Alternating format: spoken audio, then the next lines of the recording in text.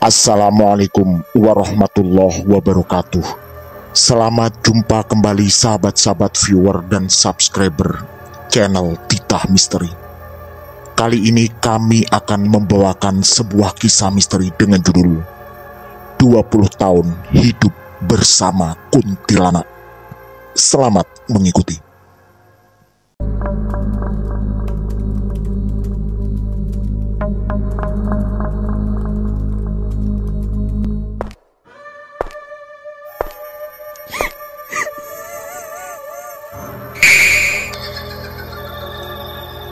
Jangan pernah mengikuti kisah ini sendirian. Kalimantan Tengah 1980-an. Sarman tidak paham apakah yang selama ini dijalaninya termasuk berdosa atau tidak. Yang jelas, peristiwa aneh itu dialaminya selama sekitar 20 tahun sebelum akhirnya diceritakan pada Adit, cucu dari almarhum kakak tertua Sarman. Malam itu, malam Rabu. Mbah Sarman hanya ditemani oleh Adit yang sudah dianggap sebagai cucu sendiri. Adit pula yang selama beberapa tahun terakhir menemaninya di rumah yang cukup besar itu. Karena merasa hidupnya tidak lama lagi, Mbah Sarman pun memanggil Adit dan mengajaknya bicara serius di ruang tamu. Dengan ditemani kopi dan pisang goreng, Adit tak menyangka bahwa malam itu dia akan mendengar kisah aneh dan menakutkan.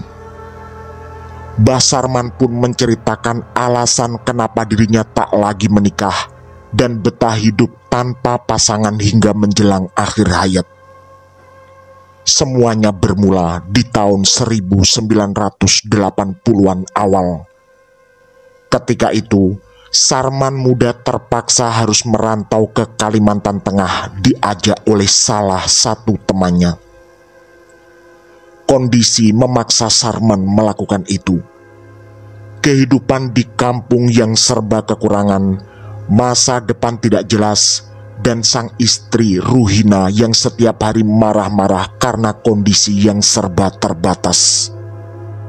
Kehidupan setelah menikah ternyata jauh tak semudah yang dibayangkan Sarman.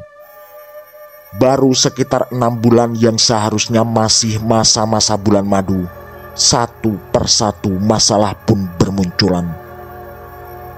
Mulai dari momongan yang tidak kunjung hadir dan kesulitan keuangan, membuat Sarman dan Ruhina istrinya sering terlibat pertengkaran. Karena Sarman masih mencintai sang istri, dia pun lebih sering mengalah. Puncaknya, ketika suatu malam Ruhina marah-marah sambil menangis, lalu berkata bahwa dirinya sudah tak sanggup lagi hidup serba berkekurangan. Sarman pun memutar otak. Dan malam itu juga, dia mendatangi salah satu tetangga jauh yang kebetulan baru pulang dari Kalimantan, yaitu Basri.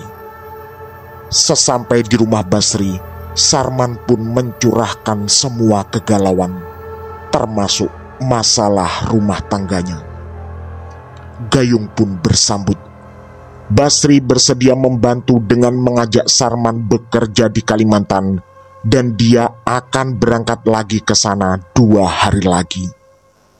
Solusi pun ditemukan, paling tidak untuk sementara. Singkat cerita, mereka berdua berangkat 2 hari berikutnya. Impian Sarman jelas. Dia ingin mencari nafkah sebaik-baiknya demi bisa mencukupi kebutuhan. Dia juga berniat kelak akan membawa serta sang istri jika memang kehidupan di Kalimantan lebih baik. Ternyata lokasi pekerjaan di Kalimantan terletak di tengah hutan, yaitu menebang dan menjual kayu hutan. Walau hasilnya juga tidaklah luar biasa, tapi bagi Sarman sudah lebih dari cukup. Minimal dia bisa punya penghasilan rutin demi merangkai mimpi masa depan. Bersama Basri dan banyak pendatang dari Jawa lainnya, Sarman bekerja keras membanting tulang. Ternyata, hidup jauh dari sang istri membuat Sarman tidak nyaman. Sebagai orang desa yang miskin, Sarman memang tak pernah mengenal perempuan lain selain Ruhina yang langsung dinikahinya ketika itu.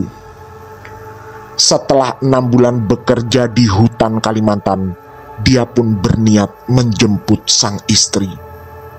Rasanya ada harapan akan masa depan yang lebih baik, walau harus hidup jauh dari kampung halaman.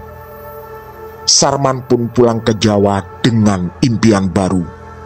Dia berharap Ruhina akan mau diajak merantau. Tapi takdir berkata lain.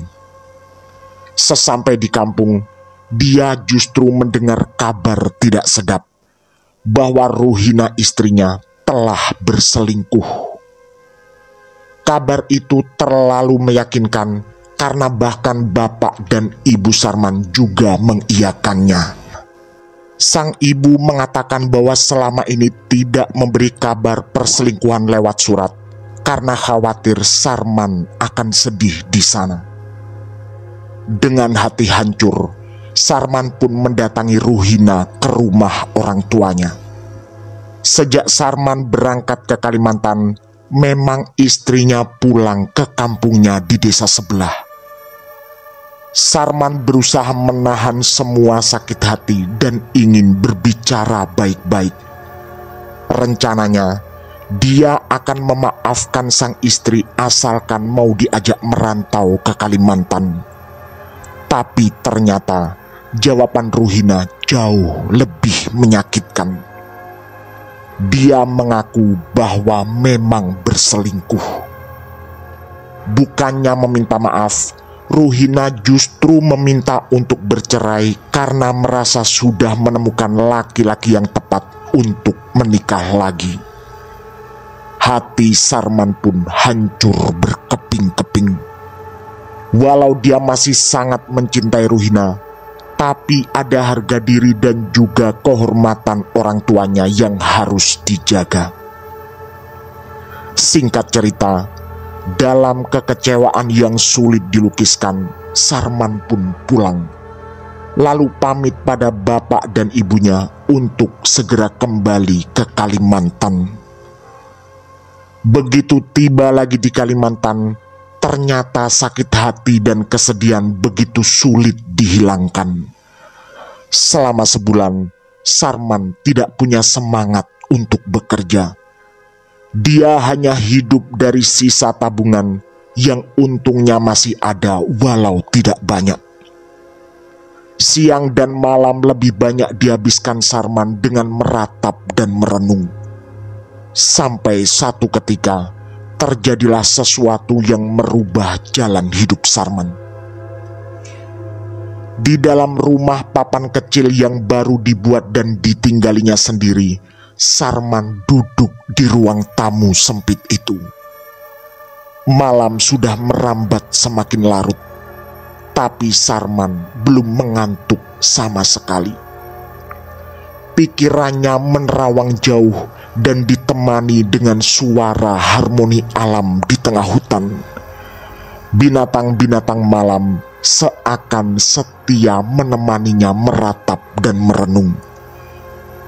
Ketika dia menyeruput kopi, terdengarlah suara ketukan pintu.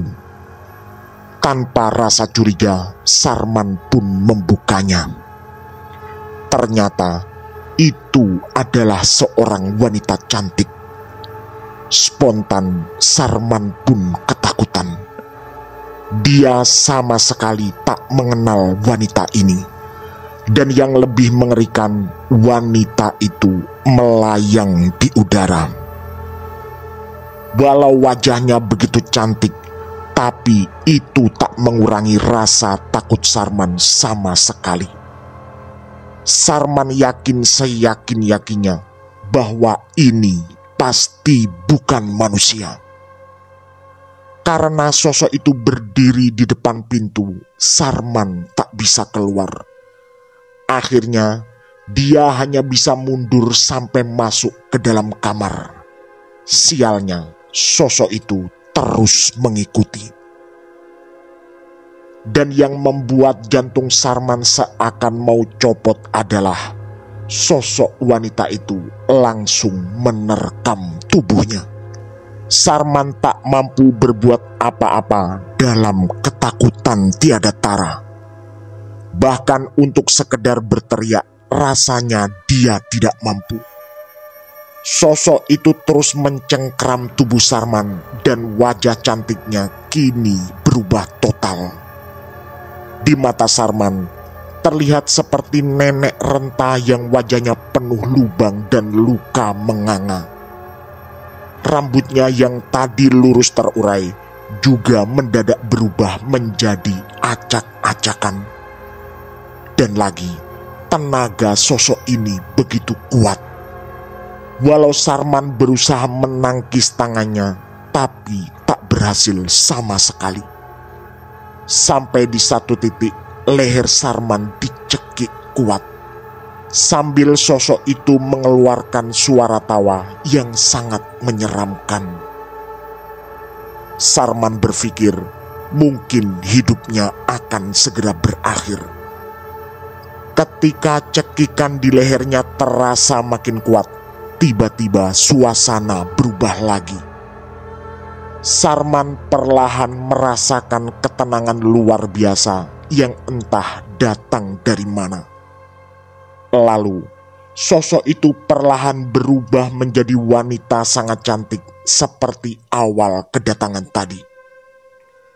Disitulah tangannya dilepaskan dari leher Sarman, dan sosok itu mengajak Sarman berbicara. "Aku Sutinah, Mas, perewangannya Mbah Yono." Entah kenapa, ada perasaan berbunga-bunga yang juga datang tiba-tiba di hati Sarman. Mereka berdua pun lalu terlibat obrolan menyenangkan.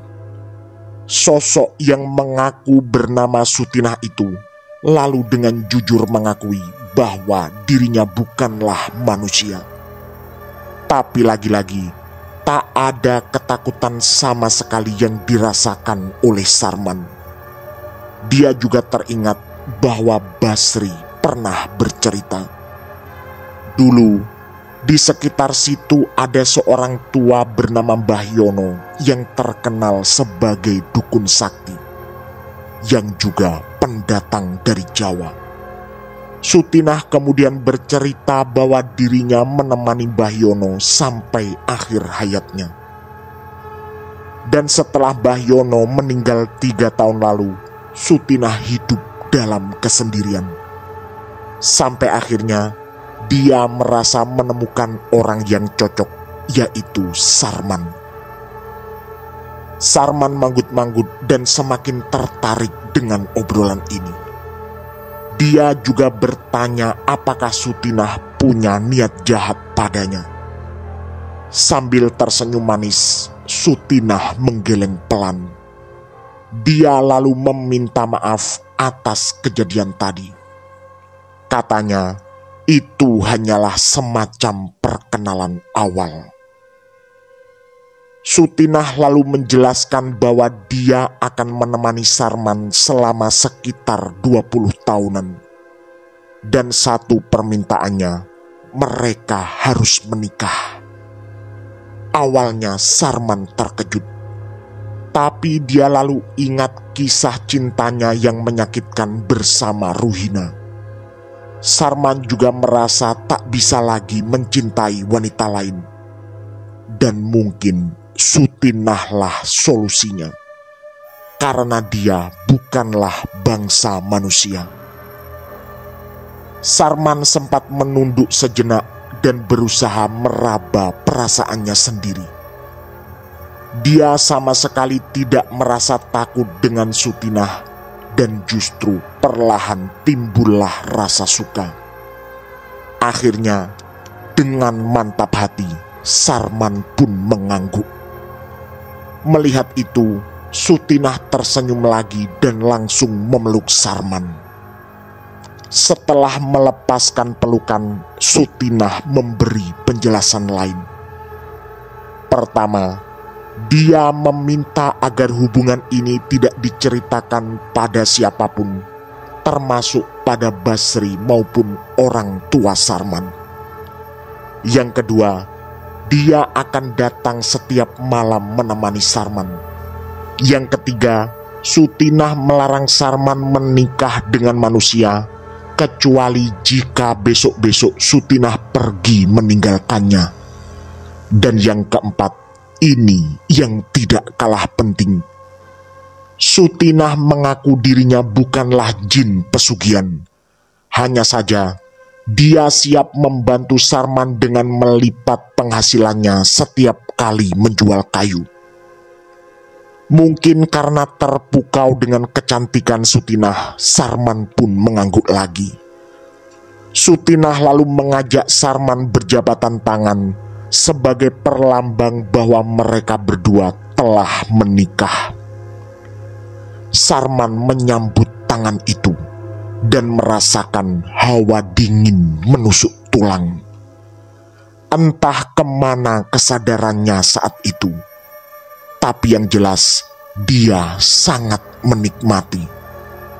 Termasuk ketika Sutinah mengajaknya tidur bersama, dan lalu terjadilah pergulatan panas layaknya suami istri di antara mereka. Keesokan harinya, Sarman merasa ada yang berubah. Semangat kerja yang selama ini hilang terasa hidup kembali. Setiap malam, dia selalu ditemani Sutinah. Dan uniknya, Sutinah yang adalah kuntilanak itu ternyata paham dengan kondisi Sarman. Ketika ada teman kerjanya yang datang menginap, Sutinah tidak datang, seperti membiarkan Sarman dengan kehidupannya di dunia nyata. Dan ketika Sarman sendirian di malam hari, Sutinah selalu datang dengan penampilan yang sangat cantik dan penuh kemesraan. Satu lagi, ternyata apa yang dikatakan Sutinah adalah benar. Setiap kali Sarman mendapat uang hasil kayu, di ranjangnya selalu ada uang lain yang jumlahnya persis dengan yang didapatkannya. Intinya, penghasilan Sarman selalu menjadi 2 kali lipat. Kehidupan seperti itu dijalani Sarman selama bertahun-tahun. Secara ekonomi, Sarman pun merasa sangat puas. Hasil kerjanya selalu menjadi 2 kali lipat karena dibantu Sutinah secara ajaib. Selain itu, mereka berdua selalu mesra. Sarman memang tak pernah merasa tertarik dengan wanita lagi. Baginya, Sutinah sudah cukup. Selain itu, kebutuhan biologisnya selalu bisa dipenuhi oleh Sutinah sang istri gaib. Setiap kali pulang kampung ke Jawa, Sutinah juga pengertian. Dia mengaku tetap akan tinggal di dalam hutan dan menunggu Sarman kembali. Singkat cerita, Sarman puas dengan kehidupannya. Semua rahasia percintaan dan kehidupan 2 alam dengan Sutinah selalu dijaganya dengan rapat. Dan tak ada satupun orang yang tahu. Setiap kali ada yang bertanya tentang kenapa Sarman tidak terfikir mencari pasangan hidup, dia selalu menjawab patah hati karena kegagalan pernikahan yang pernah dialaminya. Waktu dan tahun berlalu, dan Sarman punya tabungan cukup untuk membuat rumah di Jawa. Dia juga berjanji pada Sutinah, jika suatu saat pulang ke Jawa karena Sutinah meninggalkannya, Sarman akan hidup sendiri dan tidak mau menikah lagi. Sampai suatu malam, sekitar 20 tahun berlalu sejak perkawinan gaibnya, Sutinah mendatangi Sarman sambil menangis. Sarman pun memeluk kuat sang istri gaib dalam dekapannya. Disitulah Sutinah mengatakan pada Sarman tentang apa yang pernah disampaikan 20 tahun lalu, bahwa dirinya akan menemani Sarman selama sekitar 20 tahun dan kini saatnya harus berpisah. Sarman pun berlinang air mata. Ketika Sarman bertanya alasannya, Sutinah hanya menggeleng berkali-kali. Lalu dia berkata bahwa semua ini adalah perintah dari orang tuanya. Sampean gak akan paham, Mas. Dunia kita berbeda. Aku harus pulang dan kita tidak akan pernah bertemu lagi, ucap Sutinah dalam isak tangisnya. Sarman merasa dihantam oleh puluhan halilintar sekaligus. Dan yang lebih membuatnya sedih adalah sesaat kemudian Sutinah tiba-tiba menghilang. Sambil berderai air mata, Sarman berkeliling mencari, tapi dia tak kunjung menemukan Sutinah. Sampai pagi tiba, Sarman merasa kelelahan. Dia lalu teringat peristiwa yang mirip ketika dulu Ruhina meninggalkannya. Bahkan kali ini terasa jauh lebih sakit. Karena tak mampu menahan semuanya, Sarman akhirnya pamit pada Basri dan teman-temannya yang lain. Dan Sarman pun pulang ke Jawa.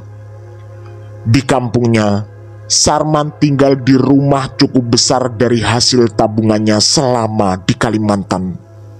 Dia juga ingat, selama ini Sutinah selalu membantunya. Sayangnya, sang istri gaib kini telah pergi dan tak pernah lagi datang walau sekedar lewat mimpi. Karena tak punya anak, akhirnya Sarman merawat Adit, cucu dari kakak tertuanya. Aditlah yang menemaninya hidup selama sekitar 10 tahun terakhir, sampai Sarman merasa bahwa rahasia ini harus dibuka. Malam itu, Adit mendengarkan seksama setiap detail cerita panjang kehidupan Mbah Sarman. Melihat usianya yang sudah kepala 7, Adit bisa merasakan kegetiran hidup yang dirasakan oleh Mbah Sarman, yang sesekali menangis di tengah-tengah cerita.